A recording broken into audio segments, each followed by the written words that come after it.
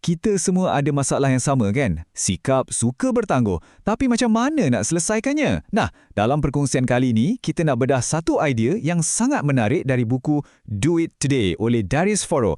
Idea dia mudah je, lupakan motivasi, sebaliknya kita bina sistem. Mesti pernah rasa macam ni kan? Kita tersekat, tunggu mood datang, tunggu rasa bersemangat, tunggu inspirasi, tapi selalunya apa yang datang? Tak ada apa-apa pun. Akhirnya kerja tak siap, kita pula yang rasa bersalah dan esoknya kita ulang balik kitaran yang sama. Jadi, macam mana kita nak keluar dari perangkap ni? Okey, ini dia. Inilah mitos paling besar yang ramai daripada kita pegang. Kita fikir yang kita perlukan satu percikan api motivasi untuk mulakan enjin. Tapi, tahu tak? Sebenarnya logik ni salah. Dalam perkongsian ni, kita akan terbalikkan pemikiran ni 180 darjah. Jadi, apa beza motivasi dengan sistem ni? Bayangkan macam ni. Motivasi tu macam bunga api. Boom, terang, meriah. Tapi sekejap je. Lepas tu, padam. Kita tak boleh nak harapkan dia. Sistem pula, ini macam enjin kereta yang mantap. Sekali dah start, dia akan terus jalan. Tak kiralah cuaca tengah panas ke, hujan ke. Jadi, matlamat kita sekarang adalah untuk membina enjin yang boleh diharap ni. Sekarang, jom kita masuk ke dalam prinsip asas yang pertama. Perbezaan antara sistem dan juga matlamat. Percayalah, bila anda faham yang ini, cara anda melihat kerja akan berubah sama sekali. Petikan dari Scott Adams ni memang tepat sekali. Dia kata, kalau anda buat sesuatu setiap hari, itu adalah sistem. Tapi, kalau anda tunggu nak capai sesuatu satu hari nanti, itu adalah matlamat. Nampak kan? Sistem ni adalah tentang proses harian yang kita boleh kawal. Matlamat pula tentang hasil masa depan yang selalunya di luar kawalan kita. Jadi, fokus kita mesti pada proses.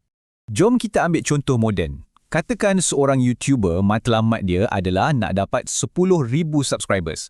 Okey, bagus matlamat tu. Tapi, dia boleh kawal tak siapa yang akan tekan butang subscribe? Tak boleh kan? Sebaliknya, apa yang dia boleh kawal? Sistem dia. Contohnya, aku akan muat naik satu video setiap hari Jumaat, tak kira apa jadi. Yang ni 100% dalam tangan dia. Jadi kita fokus pada tindakan yang boleh dibuat, bukan hasil yang tak pasti. Dan kesan psikologinya, sangat besar. Bila guna sistem, setiap kali dia berjaya muat naik video pada hari Jumaat, dia akan rasa macam, yes, aku menang hari ni. Dia rasa berjaya. Tapi, kalau dia asyik fokus pada matlamat 10,000 subscriber tu, setiap hari selagi tak sampai 10,000, apa dia akan rasa? Dia akan rasa macam orang yang gagal. Kan jauh beza tu? Okey, jadi bila kita dah faham beza sistem dengan matlamat, macam mana kita nak bina sistem kita yang pertama? Jom kita mulakan dengan benda paling asas. Sediakan persekitaran kita supaya kita lebih mudah untuk menang. Ini dia senjata rahsia anda, ritual malam 30 minit. Tujuannya apa? Untuk melawan decision fatigue. Ini adalah keadaan bila otak kita jadi penat sebab kena buat terlalu banyak keputusan kecil. Nak pakai baju apa? Nak sarapan apa? Bila kita kurangkan pilihan-pilihan ni pada waktu pagi, tenaga kita boleh terus difokuskan pada kerja yang betul-betul penting. Cara nak buat pun senang je. Mula-mula 10 minit, fikir dan tulis apa yang dah anda capai hari ni. Lepas tu 10 minit lagi, semak kalender dan rancang 3 tugasan paling utama untuk esok. 5 minit seterusnya, siapkan siap barang untuk esok, baju, beg, apa saja yang perlu. Dan 5 minit terakhir, pejam mata dan bayangkan hari esok berjalan dengan lancar. Tiada lagi drama kelam kabut pada waktu pagi. Sekarang, jom kita sentuh sikit musuh utama fokus kita semua, gangguan digital. Petikan dari Foros ni memang menusuk kalbu.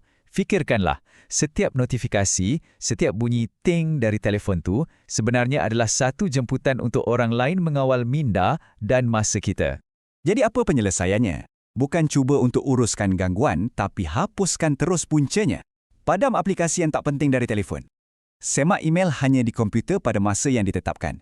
Dan yang paling berkesan sekali, jangan sentuh telefon anda untuk sejam pertama selepas bangun tidur. Cuba bayangkan ketenangan minda yang anda akan dapat. Ini satu kuasa besar untuk mulakan hari anda. Okey, persekitaran kita dah siap. Telefon pun dah senyap. Sekarang, masalah seterusnya. Macam mana nak mula? Di sinilah gunanya sistem kedua yang direka khas untuk mencipta momentum walaupun dari sifar. Peraturan ni nampak mudah tapi sangat berkuasa. Tujuannya untuk bersihkan mental clutter kita.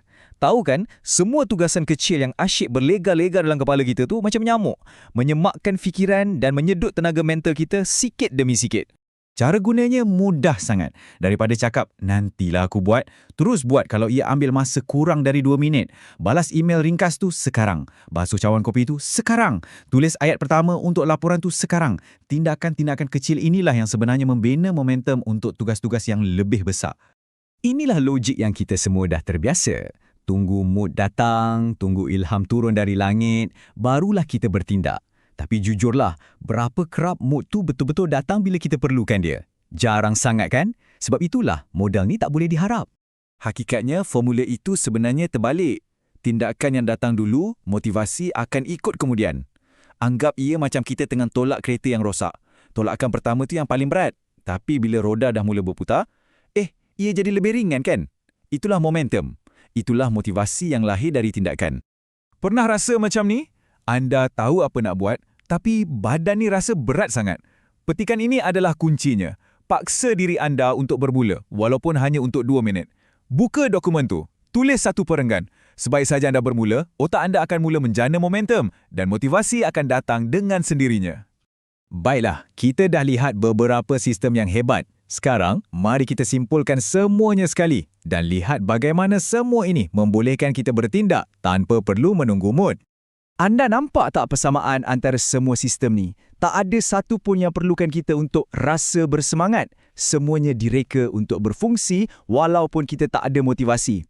Rutin menjadi automatik, persediaan mengurangkan halangan dan tindakan kecil akan mencipta momentumnya sendiri. Pendek kata, kita cipta motivasi kita sendiri, kita tak perlu menunggunya. Dan akhirnya, semuanya berbalik kepada satu mesej utama dari Darius Foral sendiri. Jangan tunggu masa yang sesuai. Jangan tunggu inspirasi. Kuncinya adalah untuk bermula sekarang dengan apa yang anda ada. Jadi, soalan terakhir untuk anda dan saya nak anda betul-betul fikirkan.